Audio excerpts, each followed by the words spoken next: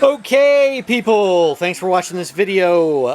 In this video, we are going to look at 1, 2, 3, 4, 5, 6, 7 different bow making machines, and I'm going to just go through them real quick and let you see what's going on with them. And the only one that we've seen any damage on is one of the S12s. And you can see where that bracket normally would have a piece of metal that goes across that keeps that tight in place when this is being used. That piece has broke off, it's gone, so somebody's going to have to remedy that, fashion something to keep that positioned where they want it in order for this machine to be functional. Beyond that, if we find anything, we'll note it in the listing, obviously. As you can see, a lot of these machines have been well used. People have added tape or whatnot over the years to make these things continue to function correctly. We don't know a ton about them or how to use them. We do know that the S12s, we do not have manuals for. The S13s, we have one original manual, and we made a photocopy for the other machine. And then the S72s, we have manuals for those, and the S81s, we have a manual for that. On these three machines, they use bow pins that go right in here on each of the machines. Each of those three machines are going to come with 5,000 bow pins. So you'll have enough pins to make bows forever. These other machines, as far as we know, don't use them, so they don't have any pins included. So, that being said, we're going to start with the S12s, and you've got a lever here that goes back and forth. I have no idea, exactly what purpose that serves, if it's to cut a ribbon or not. But then I don't, again, know exactly what the hell this does.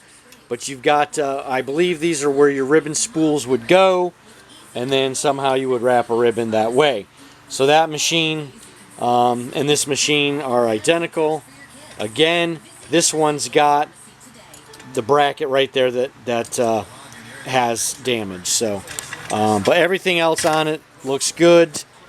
This one, that piece of wood will not go. It is worth mentioning right now on all the machines that if we need to break them down in order to ship them economically, because we're including shipping, we will do so. So obviously, if there's a little bit of assembly required, we'll make sure it's pretty straightforward.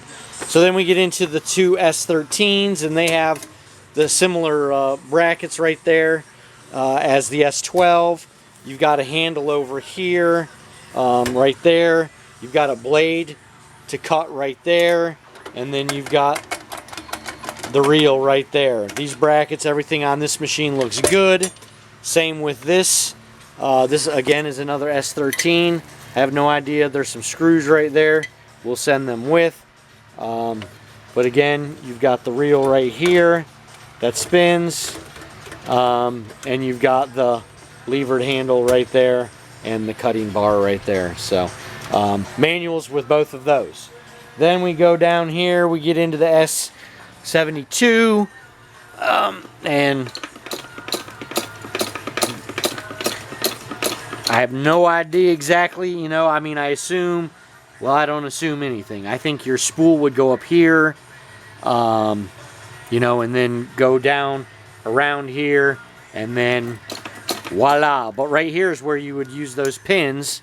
There's the manual, and right here is a box. There's actually 5 individual boxes in each one of these big boxes, and each one of those 5 boxes contains 1,000 pins. 5,000 total. So you've got the S72 there. You've got another S72 right here. Same thing. Again, these handles have tape on them, foam, whatever. I have no idea why they did that, if it was just from years of use or what. All of these machines came from the same estate. And then lastly, you've got the S81 right here. And this also has the manual and the pins. So that's it. That's all we know about them. What you see is what you get. As always, we appreciate you looking.